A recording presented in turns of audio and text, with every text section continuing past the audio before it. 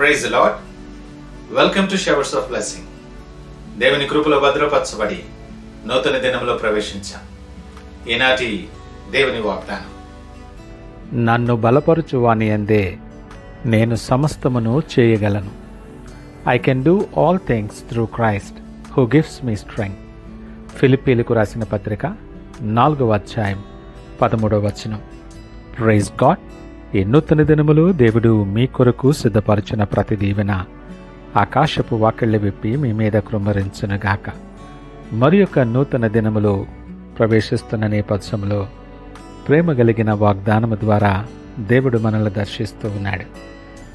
అపోస్తులుడైన పౌలు ద్వారా ఈ వాగ్దానం, ఈ లేఖన భాగం దేవుడు మనకు తెలియపరుస్తూ ఉన్నాడు. పౌలు జైలులో ఉన్నప్పుడు, కష్టాలలో ఉన్నప్పుడే ఈ వాక్యాన్ని రాశాడు. ఇది ఆశావాద నినాదం కాదు సుమా, ఇది ఆయన అనుభవపూర్వకమైనటువంటి సత్యం. పౌలు మాట్లాడుతున్న మాటలు, కష్టాలు వచ్చినా, బలహీనతలు వచ్చినా, ఏ పరిస్థితులు ఎదురైనా నా బలం క్రీస్తులోనే ఉంది అని మాట్లాడుతూ ఉన్నాడు. మనుష్యుని యొక్క శక్తి, ఆయన బలం చాలా పరిమితమైనటువంటిది. శరీర బలం వయసుతో తగ్గిపోతుంది. మనోబలం నిరుత్సాహము, నిరాశ కలిగినప్పుడు కృంగిపోయి అది కదిలిపోతుంది. నీ ఆత్మబలం నీ ప్రలోభములో పడిపోయినప్పుడు, నువ్వు పాపములో పడిపోయినప్పుడు నీ ఆత్మబలం దెబ్బతింటుంది. అదే దేవుని వాగ్దానం అయితే దేవుడు అంటున్నాడు, నా కృప నీకు చాలు, బలహీనతలో నా శక్తి పరిపూర్ణమవును అని మాట్లాడుతున్నాడు. చాలాసార్లు మన జీవితంలో, మన అనుభవంలో ఈ మాటలు మనం అంటాం.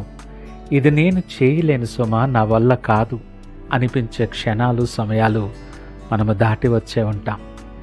విద్యలో వెనకబడిపోయిన వారు నా భవిష్యత్తు ఏంటో అని ఆలోచిస్తారు.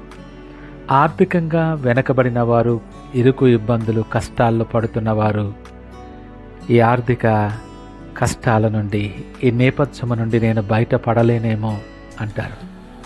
కుటుంబ సమస్యలతో కొట్టుమిట్టులాడుతున్నటువంటి వారు ఇది ఎప్పటికీ పరిష్కారం అయ్యే సమస్యలా లేదు, ఇది ఎప్పటికీ ఇది ఒక కొలిక్కి రాదు అని నిరాశపడతాడు. కానీ నిరాశలో ఉన్న నీవు, నిస్పృహలో ఉన్న నీతో దేవుడు మాట్లాడుతున్న మాట, నా బలముతో నువ్వు సమస్తమును చేయగలవు. ఈ మాటలు వింటున్న ప్రియ దేవుని జనాంగమా, ఒకసారి ఆలోచన చేద్దాం. అనేక పరిస్థితులు మనం ఎదుర్కొంటూ ఉన్నప్పుడు, శరీర బలము కృంగుతూ ఉన్నప్పుడు, మనోబలము తగ్గుతూ ఉన్నప్పుడు, ఆత్మబలం చెదిరిపోయినప్పుడు నువ్వు ఎలాంటి పరిస్థితులలో, ఎలాంటి నిర్ణయాలు నువ్వు తీసుకుంటూ ఉన్నావు, దేని మీద నువ్వు ఆధారపడుతున్నావు ఆలోచన చేయవలసిన వారమై ఉన్నావు. ఈ అద్భుతమైన వాగ్దానము ద్వారా దేవుడు నిన్ను బలపరుస్తున్న నేపథ్యంలో నీవు ఒకసారి ప్రశ్నించుకోవాలి. నేను ఏ విషయాలలో నా బలం మీద ఆధారపడుతున్నాను? ఎక్కడ నా యేసయ్యను ప్రక్కన పెట్టి నా శక్తితో, నా జ్ఞానముతో ముందుకు వెళ్ళాలని ఆలోచన చేసి నేను అడుగులు వేస్తున్నానో అని ఒక్కసారి ఆలోచన చేయి. అనేక సార్లు బలహీన పడిపోయిన నేను, అనేక సార్లు విఫలమైపోయినటువంటి నేను, నా భారమును, నా బలహీనతలను ఆయన చేతిలో ఉంచగలుగుతూ ఉన్నానా? ఆయన మాటలంటాడు, నీ భారము యెహోవా మీద మోపము, ఆయనను నమ్ముకొనుము, ఆయన నీ కార్యము నెరవేర్చునని. దేవుని వాగ్దానపు వెలుగులో మన ప్రవర్తన, మన ప్రతిస్పందన నీ నమ్మకానికి పరీక్ష.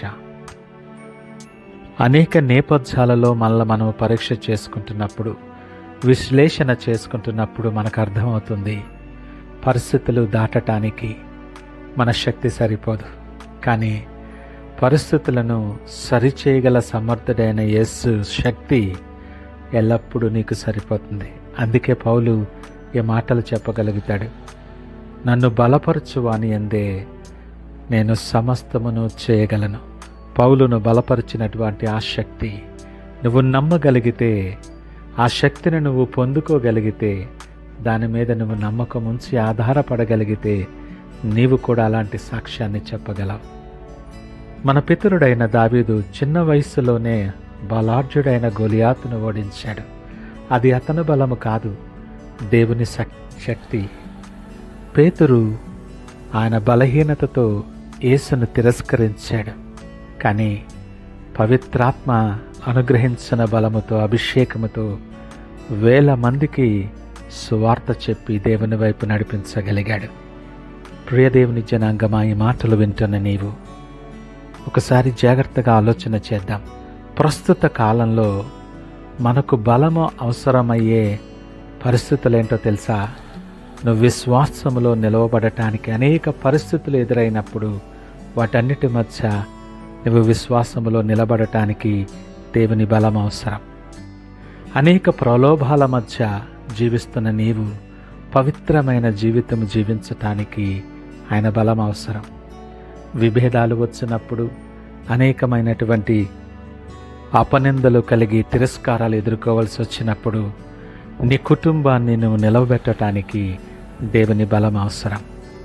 నిరుత్సాహం వచ్చినప్పుడు, కృంగిపోతున్న సమయంలో సేవలో ముందుకు సాగటానికి మనకు బలం అవసరం. ఈ ప్రతి సందర్భంలోని మనకు సహాయము చేసి మనలను బలపరిచే వాక్యం ఇదే. నన్ను బలపరచువాని అందే నేను సమస్తమును చేయగలను.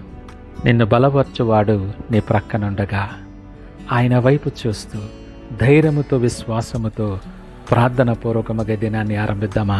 ప్రార్థించుకుందాం. మహోన్నతుడు, నమ్మకమైన మా యేసయ్యా, స్తోత్రాలు. ఈ ఉదయకాల సమయం మాతో సూటిగా మీరు మాట్లాడారు. నా ప్రతి బలహీనతను నీ చేతిలో ఉంచుతున్నాను. నా శక్తి, నా జ్ఞానము, నా సామర్థ్యాలు అవి చాలా తక్కువ ప్రభువా. కానీ నీవు నన్ను బలపరుస్తున్నావనే మాట నన్నెంతో ధైర్యపరుస్తుంది. నేను విశ్వసిస్తూ అయా నీ వైపు ఆశ కలిగి చూస్తున్నాను. నా మార్గంలో, నా జీవితంలో ప్రతి కష్టం, ప్రతి అసాధ్యం మీ చేతులకి అప్పగిస్తున్నాను. నా బలహీనతలు, ప్రలోభాలు నన్ను నీ నుండి దూరము చేయకుండా నీ శక్తి నన్ను నిలవబెట్టి నీ వాగ్దానము నా జీవితంలో నెరవేర్చి మీ కొరకు ప్రయోజనకరమైన పాత్రగా వాడుకొనమని సకల మహిమ, ఘనత, ప్రభావాలు మీకే ఆరోపిస్తూ యేసు పరిశుద్ధ నామమున అడుగుచున్నాము తండ్రి. ఆమేన్. God bless you.